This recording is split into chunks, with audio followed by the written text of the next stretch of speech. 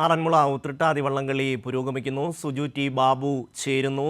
സുജു, തുടരാം.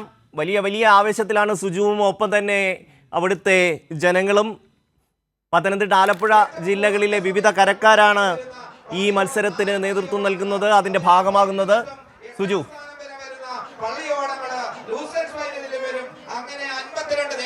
തീർച്ചയായിട്ടും ആറന്മുള എന്ന് പറയുന്ന പത്തനംതിട്ട ജില്ലയിലെ ഒരു പൈതൃക ഗ്രാമം മാത്രമല്ല, ഇന്ന് വലിയ ആവേശത്തിലുള്ള പത്തനംതിട്ട, ആലപ്പുഴ ജില്ലകളിലായ 52 കരകൾ.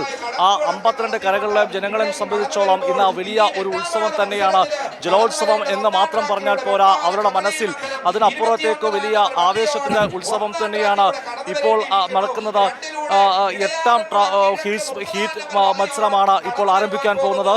വെൺപാല, കദളിമംഗലം, ഇടിയാറന്മുള കിഴക്ക്, ചെറുകോൽ, പ്രയാർ എന്നീ പള്ളിയോടങ്ങളാണ് ഈ 8ാം മത്സരത്തിൽ പങ്കെടുക്കുക. അതിൽ 8ാം ഹീസ് മത്സരത്തിൽ 1ാം ട്രാക്കിൽ വെൺപാല കദളിമംഗലവും, 2ാം ട്രാക്കിൽ ഇടിയാറന്മുള കിഴക്ക്, 3ാം ട്രാക്കിൽ ചെറുകോൽ, 4ാം ട്രാക്കിൽ പ്രയാർ, ഇങ്ങനെ 4 പള്ളിയോടങ്ങളാണ് 8ാം ഹീസ് മത്സരത്തിൽ പങ്കെടുക്കുക. ഇപ്പോൾ അത് സ്റ്റാർട്ടിംഗ് പോയിന്റിൽ നിന്ന് ആരംഭിക്കും. അല്പസമയത്തിനുള്ളിൽ തന്നെ പള്ളിയോടങ്ങൾ നമ്മൾ ഇപ്പോൾ ഇതുവരെ 7 ഹീസ് മത്സരങ്ങൾ പൂർത്തിയാക്കിയിരിക്കുകയാണ്.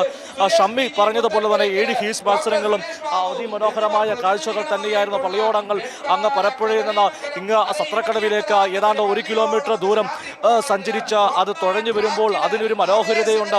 അതിവേഗത്തിൽ പാഞ്ഞെത്തുക മാത്രമല്ല, ആ കാഴ്ച അത് കാണാൻ വേണ്ടി പമ്പയാറിൻ്റെ ഇരു തീരങ്ങളിലും ആയിരക്കണക്കിന് ആളുകളാണ് തടിച്ചുകൂടിയിരിക്കുന്നത്. ഇവരെ സംബന്ധിച്ചോളം കേവലം ഒരു മത്സരം മാത്രമല്ല, വിശ്വാസത്തിൻ്റെ കൂടി ഭാഗമാണ്. ആറന്മുളക്കാർക്കും ഈ 52 കരക്കാർക്കും ആറന്മുള മത്സര വള്ളംകളി അത്രത്തോളം ആവേശം നിലനിൽക്കുന്ന മത്സരം. അതാണ് ആറന്മുള പള്ളിയോടങ്ങളും ആറന്മുള വള്ളംകളിയുടെയും ഏറ്റവും പ്രത്യേകത. നമുക്കറിയാം, തിരുവോണത്തോണിക്ക് പിന്നാലെയാണ് ആറന്മുള വള്ളംകളി നടക്കുക. തിരുവോണത്തോണിയുമായി ബന്ധപ്പെട്ട വിശ്വാസങ്ങളും ഐതിഹ്യം തന്നെയാണ് ആറന്മുള വള്ളംകളിക്കും അല്ലെങ്കിൽ ആറന്മുള ജലഘോഷയാത്രയ്ക്കും പിന്നിലുള്ളത്.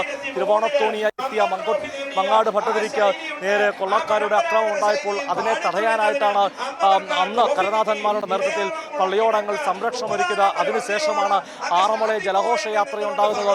ഇത്തരമൊരു ജലഘോഷയാത്രയ്ക്ക് ഏതാണ്ട് 7 നൂറ്റാണ്ടിൻ്റെ പഴക്കമുണ്ടെന്നാണ് വിശ്വാസികൾ അല്ലെങ്കിൽ ഈ പള്ളിയോട സഭാ സംഘമൊക്കെ തന്നെ അവകാശപ്പെടുന്നത്. അങ്ങനെ നൂറ്റാണ്ടുകളുടെ പഴക്കമുള്ള മറ്റൊരു ജലഘോഷയാത്ര കേരളത്തിലുണ്ടോ എന്ന സംശയമാണ്.